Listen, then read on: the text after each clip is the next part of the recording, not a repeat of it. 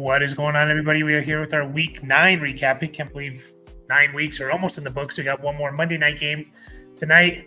Dad, I think it was a pretty good in terms of maybe not for fantasy, but in terms of just real NFL action. It was a lot of fun yesterday. I know you're maybe a little busy. Not sure how much you actually got to sit and watch, but I was kind of busy yesterday. I watched the first game.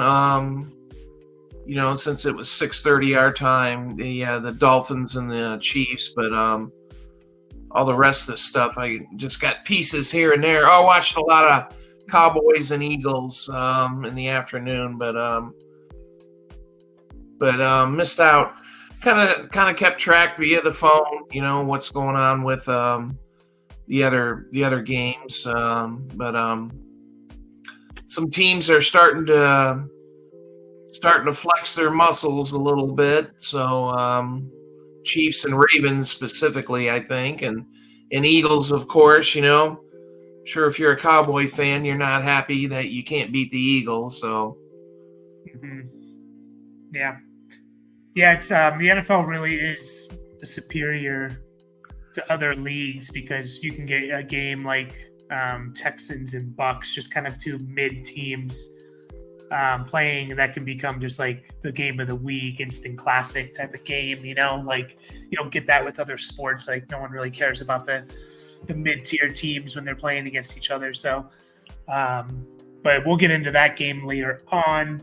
We're going over 6 in today's video, just a little bit of a fantasy recap, real football recap, beyond the box score type of stuff.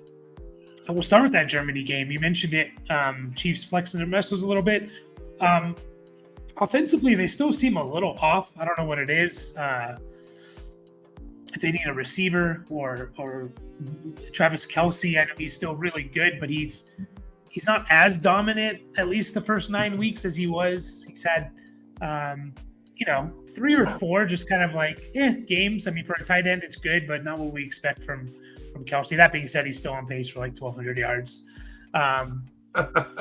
He's not as dominant, but he's going to get 1,200 yards. So I know. That's crazy. Yeah. It's just the overall Chiefs. They're winning. Like they used to be a fantasy. You'd love matchups, either playing the Chiefs or against the Chiefs. Yeah. All the Chiefs players and then all the teams playing the Chiefs because you knew it was going to probably be a shootout if your team was good, and they're winning with defense, and their defense is really good. We'll start with the Dolphins. They held them in check. Thought this game was going to be a blowout. Turned out to be closer than it was. But Tua, only 193 yards and a touchdown. Mostert was pretty good on the ground with 85 yards and a touchdown. Tyreek, only 62 yards. Waddle, who just seems to be hurt every single game this year, like going into the blue tent. You get the sleeper update. Waddle's in the blue tent, almost every game.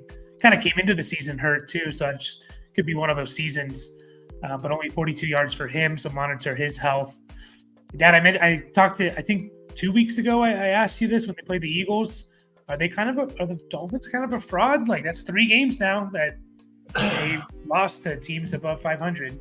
Yeah, you got to beat these better teams, I guess. So if you're,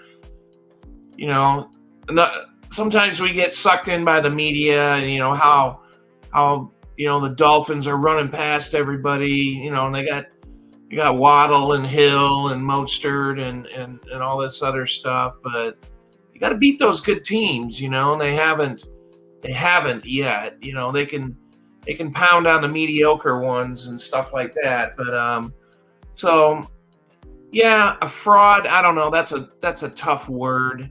I think in this case, but they need to figure out defensively, offensively, and I don't want to hear injuries and all that other crap because every team's got injuries. So there's guys dropping like flies every week, offensive linemen and cornerbacks and wide receivers and stuff like that. So yeah, no, for sure. And they're going to be good enough to where they're going to probably make the playoffs because they will beat up on those easier teams. And if they figure it out in December, they're going to be a team to worry about for sure. So, it's just, again, they've, I think, less than 21 points in the 3 real defenses that they played. The Bills before they got hurt, the Chiefs and the Eagles. So, but yeah, in terms of fantasy, you're still starting all these guys. Even Mostert, they're on a bye next week, but Devon Achane is coming back. Jeff Wilson, you can probably just move on from. He's third on the running back depth chart behind Ahmed.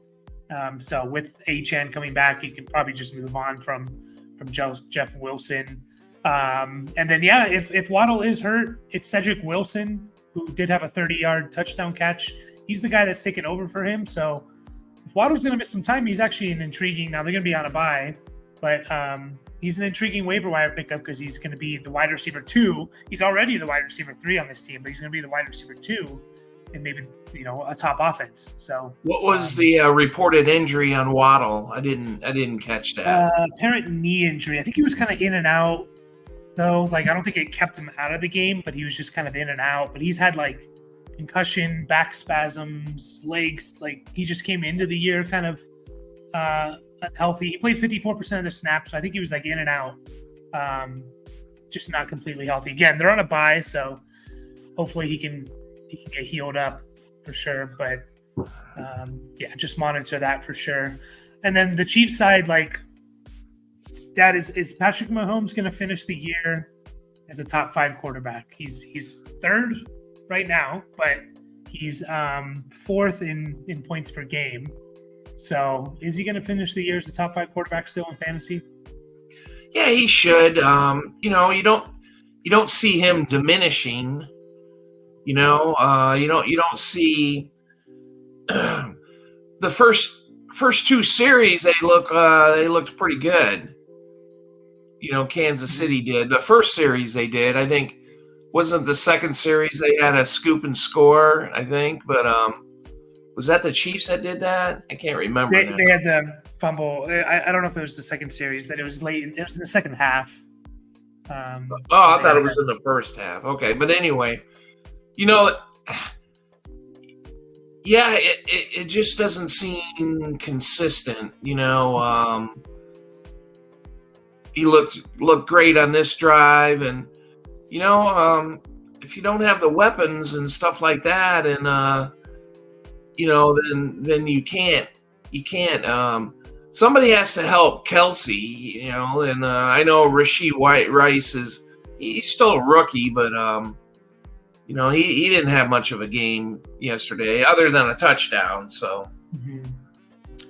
yeah, and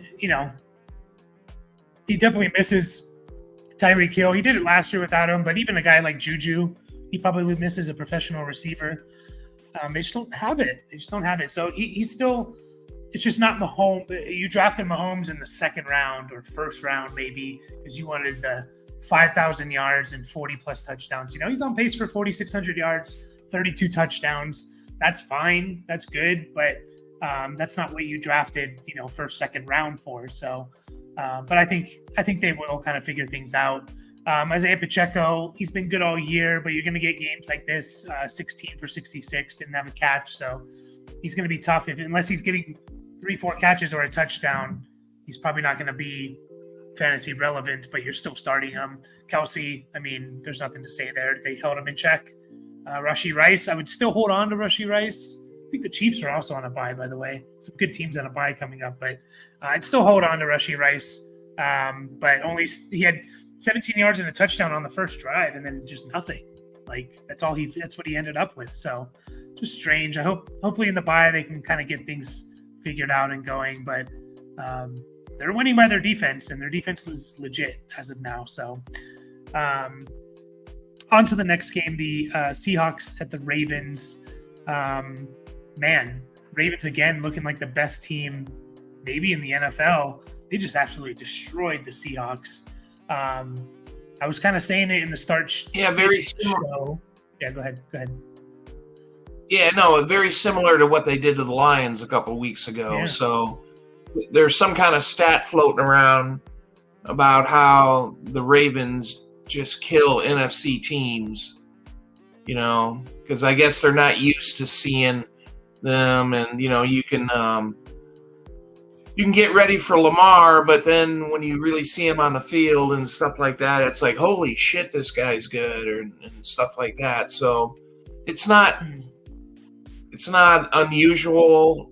It is a little shocking, I guess. I don't know, but they just, a couple of weeks ago they killed the Lions, and now they killed the Seahawks. So, but then they kind of didn't look that great against Arizona. It's just right. weird, like on the road. Yeah. I mean, they beat them 31 to like 24 or something. Like, but still, it was kind of late in the game. So with the Seahawks, I was talking about on the Start Sit show, like bench Geno if you can, because the Ravens have been destroying quarterbacks, and hopefully you did 157 yards and an interception. Dad, are you starting to get worried about Geno Smith, who was kind of a bust and then had the amazing year last year? Now this year he's on pace for less than 4,000 yards. He's on pace for less than 20 touchdowns, 15 interceptions. Yeah, I know the interception. Yeah, the interception rate is really high. Turnover rate. I didn't know the yardage thing, and it's kind of funny. He's got 3 premium wide receivers and a running game, and so it's got to be him. Something in the something with the quarterback is not working out right. So no, it's not at all. I mean, for fantasy, like. Next week is going to be the week, in my opinion, that's really going to be telling. They play Washington, and everyone lights up Washington. If they struggle, I wouldn't be surprised when you start hearing rumors about Drew Lock, because if you remember last year, they wanted Drew Lock when they traded Russell Wilson away. They wanted Drew Lock in that trade. He was kind of we all thought he was going to be the starter for them until he got COVID in the preseason, and that kind of like ruined his preseason, and Geno took over and never looked back. So I'd be worried if Geno in this passing game does not look good against Washington next week. I'd be dropping Geno, and I wouldn't be surprised if Drew Lock maybe gets thrown in there. So it's tough to start Geno. I mean, again, if you are going to start him, next week is the week, but we've only had one good game from Geno for fantasy this year. So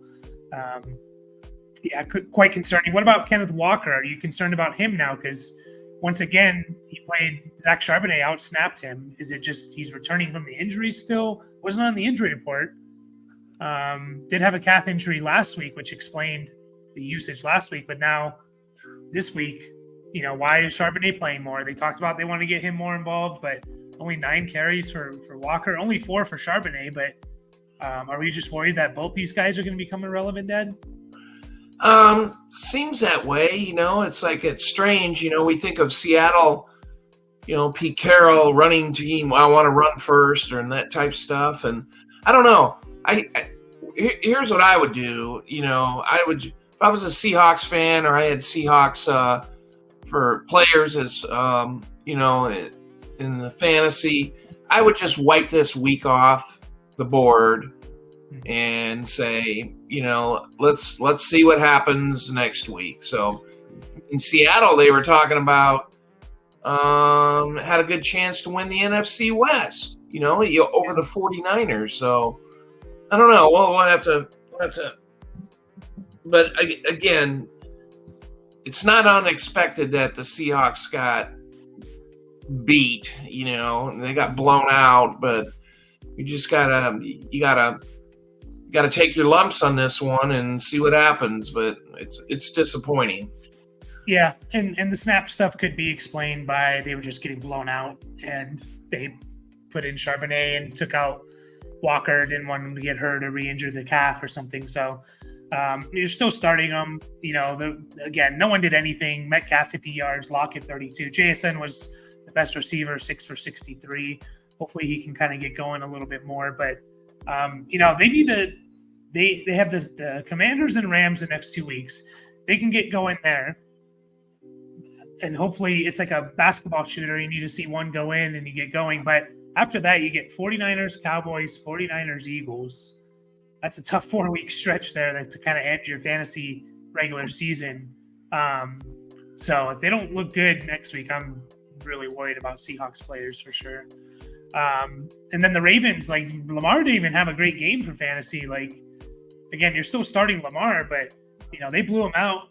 He only scored 11.5 points, and I think 6 of that was because 6 points was on the ground. So a little concerning that they could be so good without Lamar being great, for fantasy. Part of it is Gus Edwards has had 7 touchdowns over the last 3 weeks. So he's a touchdown or bust guy, but he's getting touchdowns. So he's the goal line guy, though. Yeah, no, he's a touchdown or bust running back. He's kind of like Jamal Williams last year. He was touchdown or bust, but he scored a touchdown every single game. So,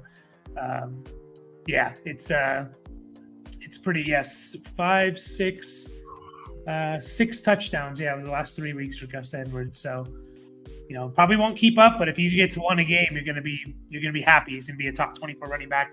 Keaton Mitchell, the rookie. Yeah, does he deserve to be picked up? He went 9 carries for 138 yards and a touchdown. Do you think he deserves kind of a waiver wire ad just to see what he does the next week? It's hard to pass up 140 yards. Geez, it wouldn't hurt. I know. So he must have had some long runs in there. So, 9 carries, 100. And I don't see his 138, I believe it was. Yeah, 130. But I was thinking he must have had some long runs. So that's not ripping off a long run. Every week is not the norm. So he had his great game yesterday. So, but it's late in the year, and if you need somebody, I don't know what you get out of the guy. So. He had 1 run for at least 60 yards. 60, yeah. But I mean, in this offense, when you're not focusing too much on the run, and he's a speedster, he's kind of like an Achane situation where, what if he just kind of keeps it up? Obviously not 9 for 140, but he deserves to be added, I think, and sure. just in case this is real, it's still kind of a 3-headed backfield, so. Justice Hill is still involved. But, if you see that 9 for 138, it's always hard to pass that up. When coaches see that, it's how do you pass that up? So, Odell Beckham caught a touchdown. Zay Flowers, 1 catch for 11 yards. I've been kind of not sour on him, but, I felt like he was a little overhyped. He was always ranked in the top 20 every week. And, the reality of it is for half PPR, which is kind of what, we base everything off of, he's had 2 double-digit point weeks. So he's been fine as a flex in a 3 wide receiver league, but I don't know. Until this passing offense gets a little more consistent, he might be more of a bench guy than anything. So and Andrews, 9 for 80 is, tight end, really good. So we'll move on from that game into the Cardinals at the Browns. I didn't even write any stats for the Cardinals because they're starting Clayton Tune, who obviously didn't belong. He shouldn't have been starting again, especially against the Browns. But so I didn't even write anything. Throw it out. Kyler Murray he has to come back this week, or else he's done for the year. So we'll see what this offense or this team looks like with Kyler Murray, and also James Conner is coming back too, hopefully. The Browns, Deshaun Watson looked good. He didn't look amazing. He looked good. 220, 2 touchdowns, 20 yards on the ground. That's good to see coming off that shoulder injury. Jerome Ford had he had 20 carries, which is pretty crazy, but only 44 yards. But he did have 5 catches for 33 yards. So you're fine if you started him. You got double-digit points.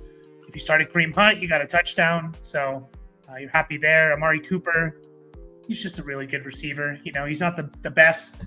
Never has been a top 5 receiver, but he's just consistently good. So he is pretty good. I'll have to admit, I never was really high on the guy, but these last couple years, I think, have opened my eyes to him. So he seems to be pretty good. Yeah, he's on pace for 80 catches and 1,300 yards. Only 2 touchdowns this year, but hopefully that will change with just the Browns in general throwing more touchdowns. And then Njoku, he's, I think, 3 straight weeks now. He's been a good tight end. So he has the talent, always has. He's had double-digit points each of the last 2 weeks, 8 points 3 weeks ago. So,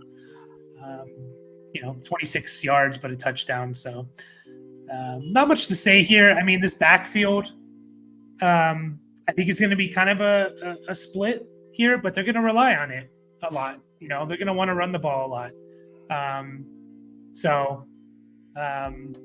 They split snaps. Kareem Hunt and Jerome Ford did. Hunt had a little bit more of a tendency in the short yardage, and Ford was the passing downs guy. So if Kareem Hunt is the goal line and Ford is the passing guy, both should succeed. Yeah. So I think both are kind of in the flex spots, especially when we get more bye weeks. So anything else to say on this game? I mean, again, Cardinals just throw it out the window. Yeah, it was. If they get James Conner and Kyler Murray back, that should. I don't know. They're still headed for the number 1 draft pick, and whoever that's going to be. So, I mean, there's a few teams we'll talk about that are headed for that number 1 draft pick. Bears, Giants potentially, but well, I'm still James Conner, Marquise Brown, Trey McBride. They're going to be starting if Kyler's back or when Kyler's back, because I think he has to be back this week. Bucs Texans, the next game, maybe the game of the week here. We'll start with the Bucs. Baker Mayfield, we've been talking about it. This dude's been really good, this year. He's QB 16 on the year. That's with a bye.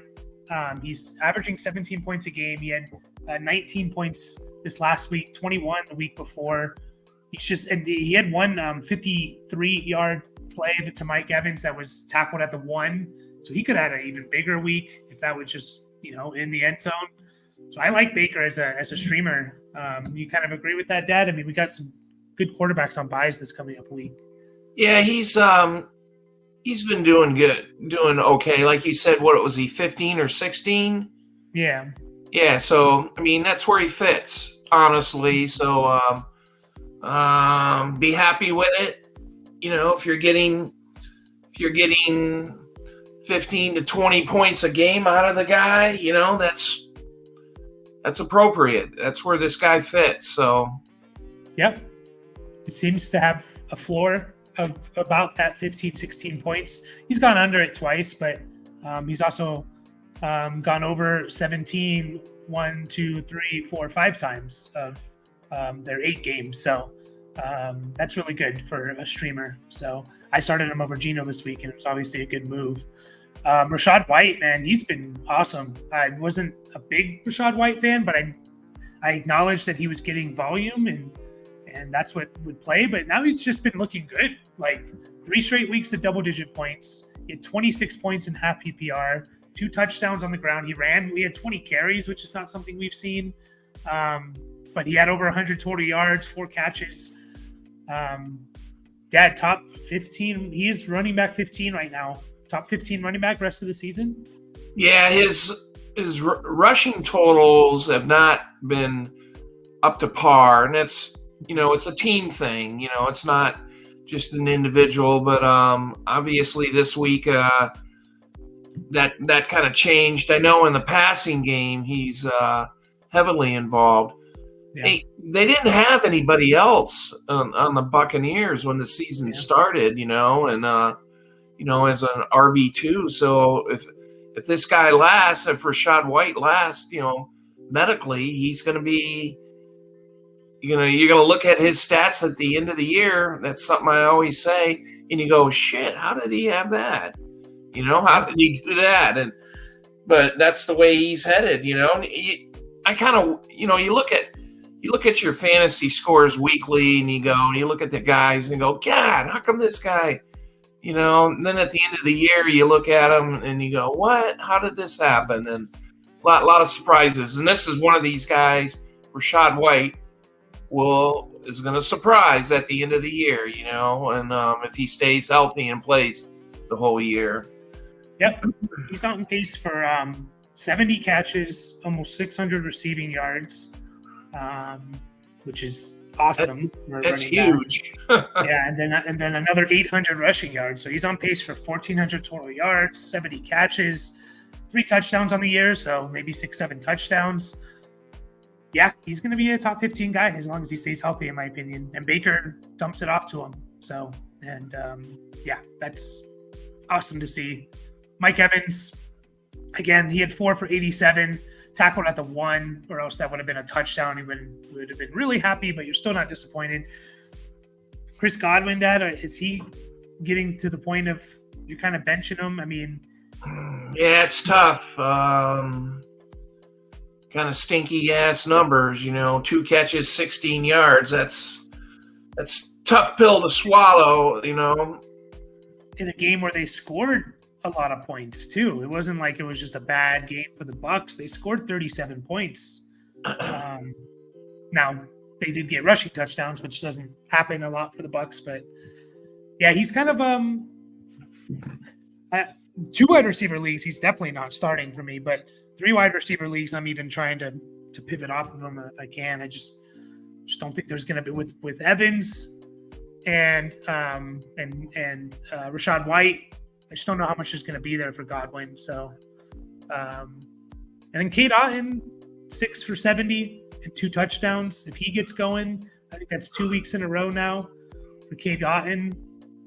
He had 20 points this week, which obviously he's not going to catch 2 touchdowns every week, but yeah, he's had 6 targets, 9 targets the last 3 weeks. So he's becoming that streamer tight end potential. Streamer tight end potential if he's going to continue to get 6 targets. So, but yeah, it's onto the Texans. Wow, CJ Stroud set a rookie record of passing yards in a game. Dad, if we're doing dynasty rookie drafts back in May again, Superflex, he has to be number 1, right? Yeah, definitely. So I before we started this podcast, I was just looking at the scoring leaders. There was 4 Texans who were top 7 scoring leaders. Stroud, Tank Dell, Noah Brown, Dalton Schultz. We're all in the top 7 overall. So huge offensive output. Yep. That is insane. Yeah, I mean, I think he's dynasty rookie 101. It has to be. Like, you have to. And, it just like the guy's he's not bothered by pressure. He's not bothered in big moments. And maybe we should have realized this when we watched him play Georgia in that game, and he was just really good. So he's kind of trying to end that narrative of Ohio State quarterbacks. 470 yards and 5 touchdowns. I think he's the top. He has the highest scoring quarterback week on the year so far. He's QB7. Dad, is he just like a must start? Like Allen, Hurts, Mahomes, Lamar, for sure you're starting over Stroud, but like Tua or Stroud, are you still starting Tua? Yeah, if I got a dynasty team and I need 2 quarterbacks, this guy, and I got him, he's definitely starting, and the other guy, maybe I'm looking to trade that I got, whoever that may be, but Stroud over Tua, yeah, why not? I think his week last week wasn't so great, or but so there's some rookie inconsistencies. They got to build the team around him, though. They got to make sure they seem to have all right offensive weapons and stuff like that. Nobody great, but some pretty good guys. If they in the offensive line, that's what makes these guys better. So hopefully that happens with the Texans, and we'll see this guy keep on putting up numbers. Yeah, you did mention it. He had three straight weeks, a bye week in the middle of that, but 3 straight weeks of 15.2 was his highest point total. Before that, he had 3 straight weeks of 20 points or more. And then this week, obviously, over 40 points and 4 points per passing touchdown. So, yeah, it's Yeah, I like that strategy though. Like you said, like because you could have Stroud and you have Mahomes or you have Allen because he was a waiver wire or a late draft pick. I would think about trading one of those, Allen or Mahomes and just rolling a Stroud and getting a really good running back or wide receiver in return if you can. So I think another thing is they can't run the ball. Devin Singletary, 13 carries, 26 yards all year. Damian Pierce or Singletary, doesn't matter. They suck. Yeah, it's kind of a shame. Yeah, it is. But they need they're just going to continue to throw the ball. Yeah, they don't even have a half-ass running game. It's kind of, it's just it's not good. That's a team thing. Like I said, it's the offensive line, it's the running back, and and everything else. So yeah. But yeah, the receivers went off. I mean, Nico Collins, who most people started, had the worst game, but he had 3 for 54 and a touchdown.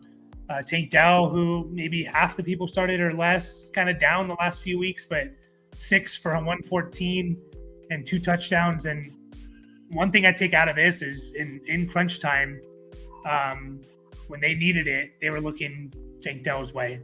So I think he had 11 targets, led the team, or tied for the most.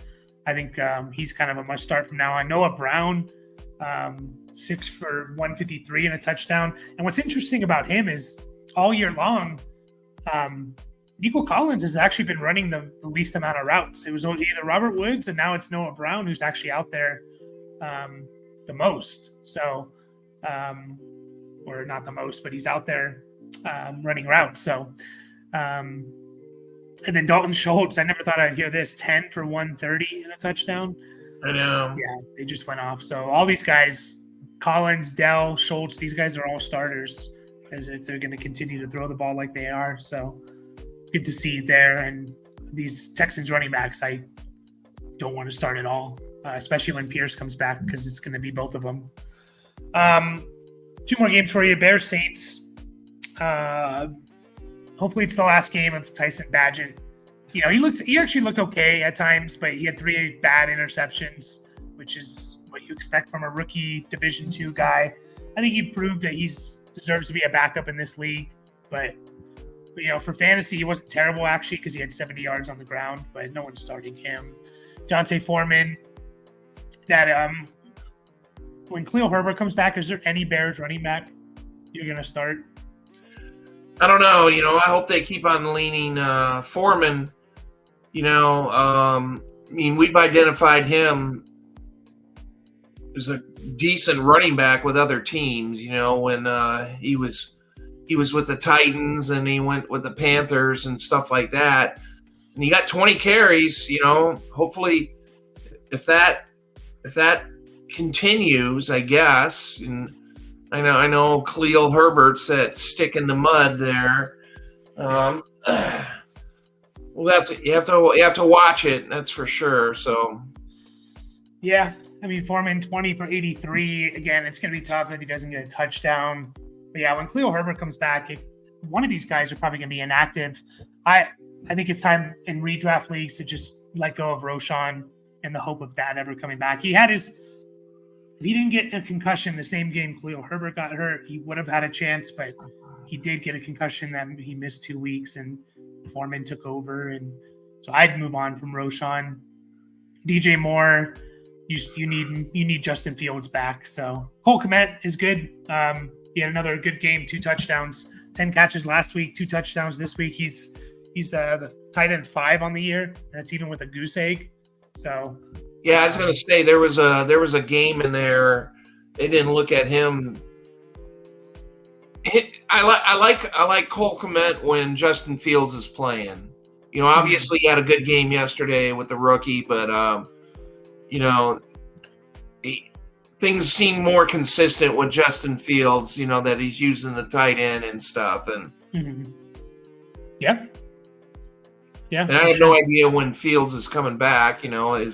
What is it? He's got a thumb, right, on his passing hand. Yeah. They play Thursday night, so we'll see if he plays. Hopefully, I think I heard that he is going to play. And then on the Saints side, Derek Carr is another kind of probably streaming quarterback. Taysom Hill does hurt his upside, but Derek Carr, 5 straight weeks of at least 15.5 points and 4 point per passing touchdown. You'll take that if your top quarterback's on a bye and you're streaming. 211, 2 touchdowns. Again, Taysom Hill does hurt his upside. He hurts everyone's upside, kind of. Alvin Kamara, kind of a down game, but still 60 total yards and 4 catches. Chris Olave found the end zone, which is nice. Michael Thomas, nothing. He was the most consistent fantasy player in the entire league, but then he had nothing this year. Taysom Hill, you have to be starting him at tight end. He has 11 carries, 4 catches for 13 yards and a touchdown, a pass for 3 yards and a touchdown. He just does it all. He's going to be a top 5 tight end. They're using him. They seem to be using him. And they do well when he's out there. And they use him in the red zone. He's going to be a top 5. 11 carries. That's huge. Yeah. 52 yards. So, yeah. He's not running as many routes as he did when Juwan Johnson was out, but no, he's been awesome. He had 5, 9, and 11 carries the last 3 games. So, yeah, and they use him in the red zone is the big thing. He can throw the ball, right? He can catch 4 passes, right? Even if you take out everything else, 4 for 13 and a touchdown is probably a top 12 tight end in PPR, doesn't sound great. It's 11 points though. Yeah, he's going to be a top 5 tight end. He's already tight end 6 on the year. So, not much underlying stuff for the Saints here. Rashid Shaheed didn't do much if you started him hoping to get a big touchdown play. Didn't happen there. Last game on this video, we have the Vikings, the Falcons. Another great game here. Josh Dobbs is awesome, man. MVP. He's been on 5 teams since week 15 of last year. Jesus. To come in 2 weeks before the Cardinals and take over and basically make the Cardinals competitive in almost every game they play in. They ship him off to Minnesota. He wasn't supposed to start this week. Jaron Hall, who actually looked good in the one drive, I think he had 5 for 6 passing, got a concussion. Josh Dobbs has to come in, literally doesn't know people's names in the huddle. I guess O'Connell is describing the plays, this receiver is going to do this receiver is going to do this every play. Usually you just say the play and obviously the quarterback knows what everyone's going to be doing. He had to describe everything and they win. They win. And Josh Dobbs, who I mentioned as another guy who can be a streaming quarterback. Yeah, just take a guess. Where is Josh Dobbs QB what this year so far? Is ranking points ranking? Yeah. 8. Close. He's QB 9. Okay. He's QB 9. Yeah, that's amazing. And he had a 1-point week in week 1, which is understandable. Almost 25 points this week. When he runs, he puts up good fantasy weeks. He has 4 games with 20 or more points. That's really, really good for a quarterback. So I think he's in there as a streamer. And he's on a better offense too.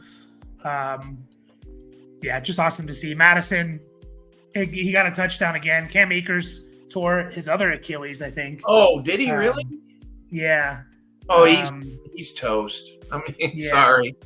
I don't know if it's official, but that it's the fear he tore his Achilles words coming out. So that sucks. But, Madison's going to go back into a volume play, 16 carries, 40. He's not going to be good, but he gives you 80 total yards and a touchdown. You're happy. This passing game could struggle with Dobbs. He's not going to pass for a bunch of yards. In fact, I don't know how many times he's even been over 200 yards this year. 1, 2, 3, 4 times. So not terrible, but only 4 times. So this passing game is going to struggle, except for Hawkinson. We saw what Josh Dobbs did, where he fed 14 targets to Trey McBride his last game in Arizona, and now he just gave 12 targets to Hawkinson. So he likes his tight ends. So he's going to be really good. Are you worried about Addison, Dad? He's going to have inconsistent weeks again? No, I think, you're going to have to develop they'll have to develop a little bit of a relationship there. But I wouldn't say the Cardinal receivers. If we just go back and look at those, I don't think they had great weeks with Dobbs or anything like that. So it could be a little inconsistent. You might see a lot of just what you've seen this week: five catches, 52 yards. So anything better, that's we'll call it a bonus. Yeah, Marquise Brown was a top 20 wide receiver with Dobbs. So I just looked it up. I was really surprised. Jordan Addison's the wide receiver 10 on the year. Did not know that off the top of my head. So that's pretty. You could go ahead. No, I was just gonna say. Dobbs is gonna, obviously he's gonna be starting quarterback moving forward for a while. If Justin Jefferson comes back, then you're definitely going to see. I don't think Dobbs, from what we've seen the last couple of years, has had a really premium wide receiver like Justin Jefferson. So, yeah. So it'll be interesting to see how it shakes out. Yeah. No, it will be for sure. But you still got a couple more weeks there, and Vikings are in the playoff spot. They're the 7th seed for the playoffs, surprisingly. The Falcons. How does Arthur Smith? So you lose to Will Levis starting his first game, and then you lose to Josh Jobs, who was just traded to the team a few days before. That's tough. Heineke looked better than Ritter, but had a bad interception. The Bijan thing is just so frustrating. Just give the guy 20 carries. Let's stop making Algier a thing. 12 carries, 39 yards for Algier. They use him at the goal line. They used Jonnu Smith at the goal line, and he got stuffed. They gave him a carry at the goal line, but not Bijan. Come on, man. 11 carries, 51 yards for Bijan.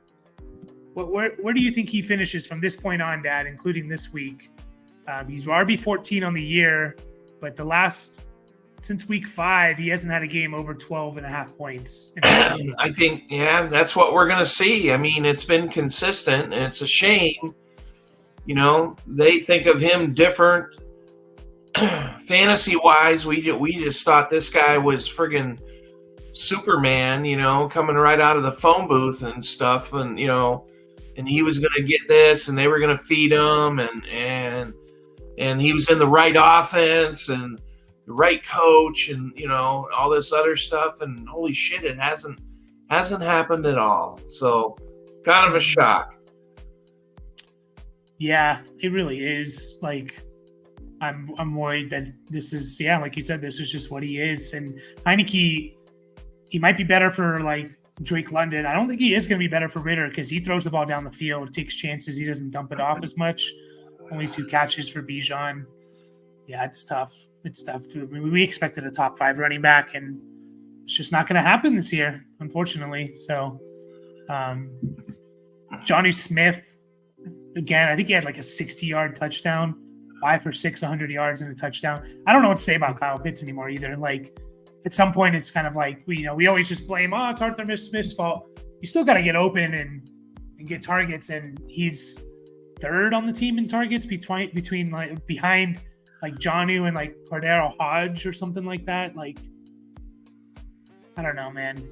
I don't know. I think it's partly Arthur Smith. He doesn't scheme him open, but I just don't know what to say about Pitts anymore.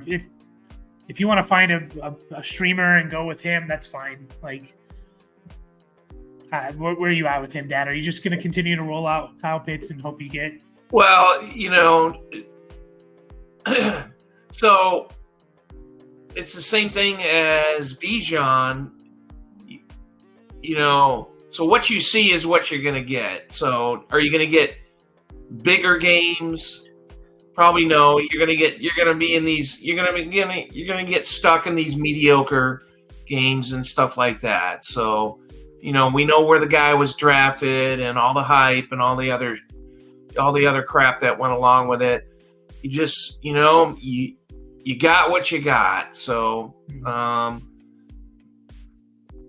just live with it. Where does he rank in tight ends? I think he's 15, tight end 15 without a bye. So he's averaging little better than that, but I think it was tight end 12 heading into the week, but he was he's averaging 6.7 points a game. Like it's obviously Jonnu Smith's better than him, Ferguson, Logan Thomas.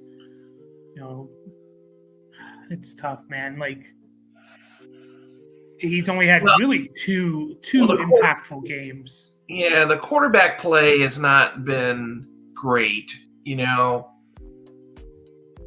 If you put Kyle Pitts somewhere else, I mean, is he ever gonna, compare him to the rookie tight end like Laporta? Is he ever gonna? That's what we want to see, right? Like, yeah, playing like Sam Laporta and I don't know, even Mark Andrews, but yeah. No, I mean, you're right, but also at the same time, it's like the Bears and Cole Kmet didn't have a good quarterback the last 2 weeks, and Cole Kmet's had 2 big weeks, Yeah. Hunter Henry has Mac Jones, and at least Hunter Henry, he's behind Pitts, but he's had 3 impactful weeks, to Kyle Pitts' 2. Like, I don't know. It's tough. Like, I don't even know what to say anymore, really. So we'll just end it there. In Dynasty, buy low if you can, because hopefully we have a whole new coaching staff here. So we're going to finish up. We'll be back with the other 6 games of the Sunday slate, wrapping it up. Adios. As always, like and subscribe. Catch you guys.